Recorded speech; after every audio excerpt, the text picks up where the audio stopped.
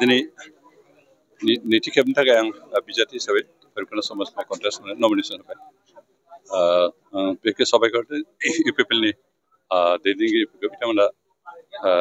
एबारबो रायजोफोरखौ सेवा खालामनो थाखाय कन्टेस्ट खालामनो जेखौ सुबिदा होबाय बेखौ दिनै जों नैबे उदालगुरि जिल्लानि भितर गासै मोनजि समस्तिनि सा 10 केन्डिडेटआ लोगोसेनो नमिनेसन होनाय बाथ्रामोन खिन्थु साथामसो केन्डिडेटनि हयथ' माबाफ्रा कमप्लिट जायाखै जिखिनि डकुमेन्ट्स कालेक्सन बे जाजोबैखाय दिनै होथ'नाय जायाखै सानैसोआ गाबोनबाबो होसिगोन हयथ' दिनैबाबो लेटबाबो होनो हागौ जों जिहेतु खौसेयै खामानि मावदों खौसेथिनि थाखाय खामानि मावदों बेनिखायनो दिनै गासै उदालगुरि जिल्लानि मोन 10 केन्डिडेट गासैबो जयैनो नमिनेसन होनानै फैबाय जों साबायखर रायजो राजाफोरखौ जे इउपिपिएलनि जेसेबां रायजो राजा सापर्टार बिथांमोना ज'यै फैनानै जोंनो जोंखौ मदद हेफाजाब दिन्थिफैनो थाखाय आरो दिनै रायजो राजाफोरनि जे लैहोर लैहोर नुजाथिफैनाय बेनि फोरमान होदों जे उदालगुरि जिल्लानि जेसेबां समस्ति दं बे समस्तिनि भटारफ्रा दिनै इउपिपिएलजों दं आरो इउपिपिएलखौ सापर्ट खालामदों बेनिखायनो जों एबारनि जि बिसायख'थिनि फिथाइ बियो इउपिपिएलनि पक्षजों थांगोन बे खोथा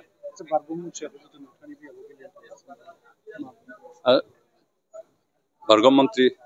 बेखाय 20 बोसोर एमएलए जानाय हिसाबै बिथाङा एबारबो कन्टेस्ट खालामनो ओंखारदों आरो बे एक्सुवेलि रायजोफ्रा बेखौ इजि लायाखै खारन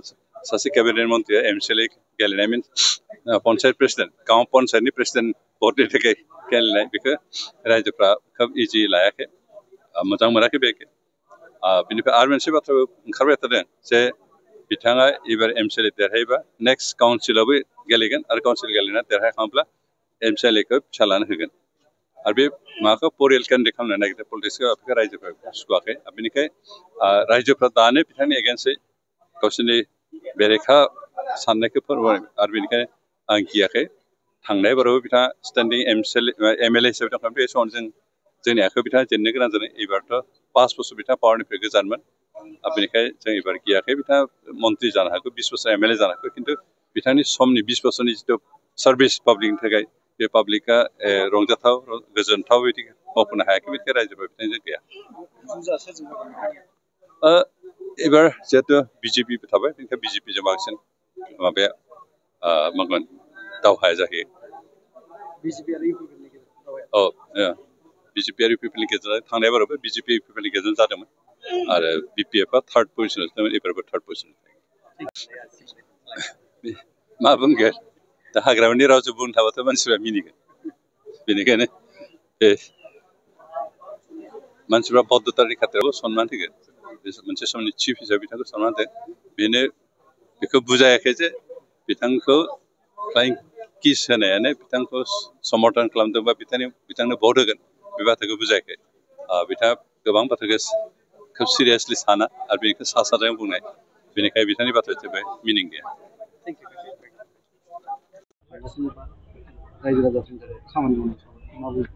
जोबोद गोजोननाय मोनदों दिनै फैबाय थानाय 22 सेप्तेम्बराव जानो गोनां बिटिसिनि बिसायख'थिनि थाखाय इउपिपिएल दोलोआ आंखौ 32 भेरगाव समस्तियाव बिजाथि महरै थिसनदोंमोन आरो बे हिसाबै दिनै जोङो बिजाथिनि बिलाइ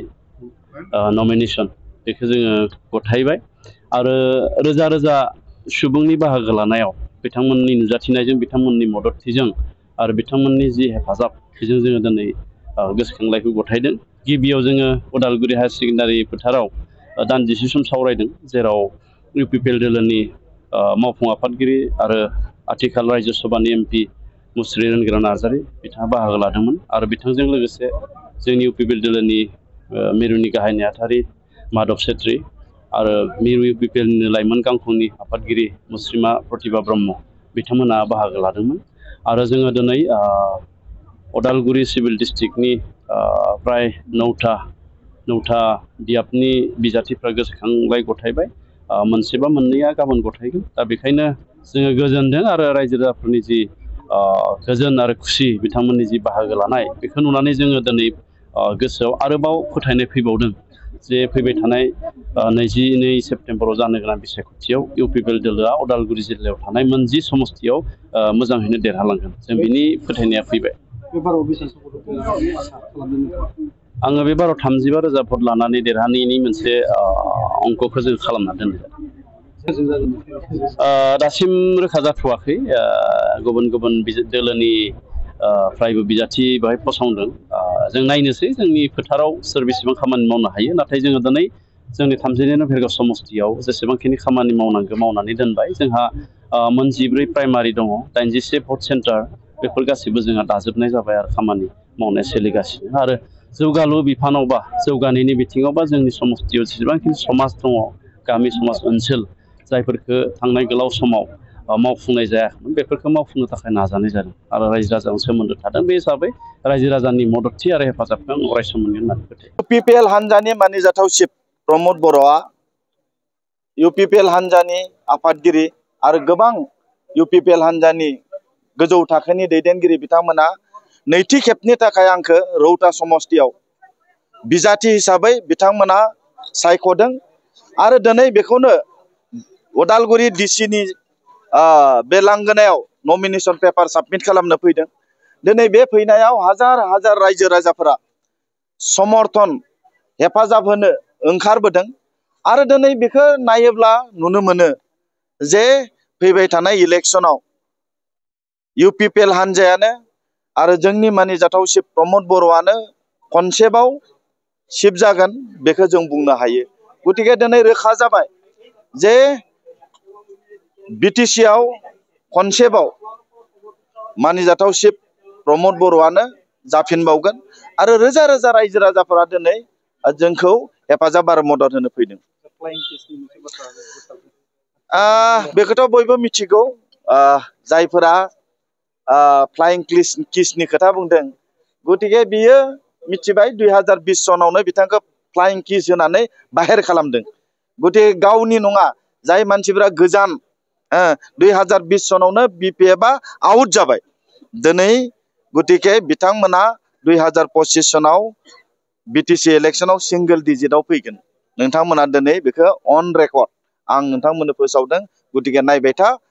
26 तारिखआव सेप्तेम्बरनि खैदिनखालि नोंथांमोना बे निउसखौ आरोबाव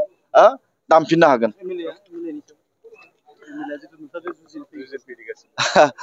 जायखि जिखि जाया मानो MLA नङा MP बा सोरबा फैया मानो रौता समस्तियाव जाय व्यक्तियानो बेहाय जुजिनो फैया मानो बिथांमोननो जुजिनो थाखाय जोङो रेडि। गतिके रायजोनि थाखाय जों खामानि मावदों रायजोआ जोंखौ हेफाजाब होगोन। थांनाय 10 बोसोराव MLA जेबो मावाखै बेखौ बयबो मिथिगौ। गतिके जों सारि सारि बोसोराव रायजोनि थाखाय रौता ओनसोलाव मा मावदों मावाखै रायजोफोरा साफा तन्न तन्न दिनै मिथिजोबो। गतिके रायजोनि अननाय आरो रायजोनि बे आशीर्बाद UPPL हान्जानियाव दङ। बिथांमोना UPPL हान्जा आरो ट्रेक्टर पार्टियाव आरो ट्रेक्टरनि सावगारियाव भट होगोन बियो रोखा।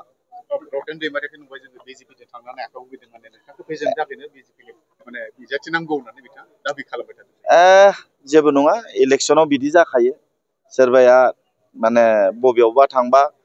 टिकेट मोनाबा बे इलेक्शन समाव जायो बेबायदिया। गतिके साननैसोनि उनाव थान्दा जागोन गरम गरम बयहाबो बेबायदि मोनसे इमोसनेल थायो।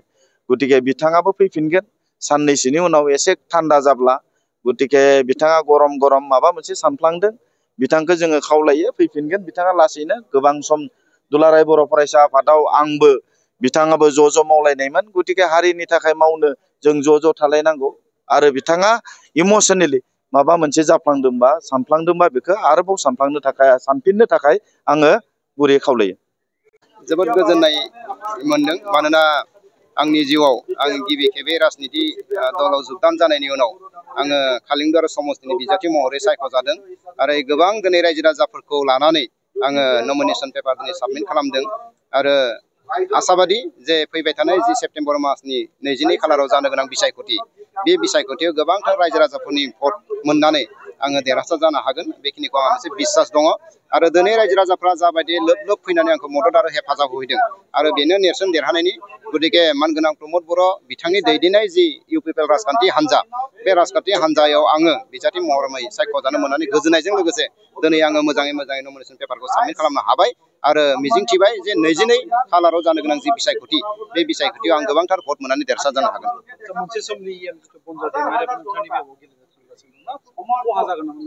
बेबायदिथ' जेबो नुथ'वाखै आरो बे कारनाव नुवाखै होननानै आङो बुंदों जे थांनाय 2020 बिथाङा बिनि सिगाङाव जेब्ला मोन 2020नि जि बिसायख'थि बे बिसायख'थियाव बिथाङा थामथि सिरियावसो थादों गतिके देग्लाय बिथाङा जे आरोबाव माबा मोनसे आंनि थाखाय फेक्टर जागोन बेबायदि मालाबाबो जानो हाया मानोना थानाय समावनो जिहेतु थामथि मासियावसो दंमोन थामथि सारियावसो दंमोन गतिके दाथ' बिथाङा बो नङा एमसिएलएबो नङा दा गमामायैनो आङो सानदों देग्लायनि जि बिसायख'थि बे बिसायख'थियाव बनजार दैमारि आंनि थाखाय फेक्टर जानाय नङा आंनि जुजिनाया आङो सानदों जे बेयाव जिहेतु बिखेखै इउपिपिएल बिजेपि आरो बिपिएफ जोङो मोनथाम राजखान्थि हान्जाखौ बेयाव दायो एसे एनै जोङो नुयो नाथाय आङो सानदों बिजेपि आरो बिपिएफआबो आंनि थाखाय फेक्टर जानाय नङा इउपिपिएल दोलोनि जिखिनि बिबानगिरिफोरा एकदम टप बटम जिखिनि बिबानगिरिफोर दङ बिथांमोना ओरैबायदि खामानि मावो आरो रायजो राजाफ्रा ओरैबायदि जायगा होयो खामानि मावनो थाखाय ओरैबायदि अनसायो दा बेखौ नुनानै जे 22 खालाराव जानो गोनां जि बिसायख'थि बे बिसायख'थियाव बिपिएफआनो जा बिजेपिआनो जा जोंनि थाखाय फेक्टर जानाय नङा।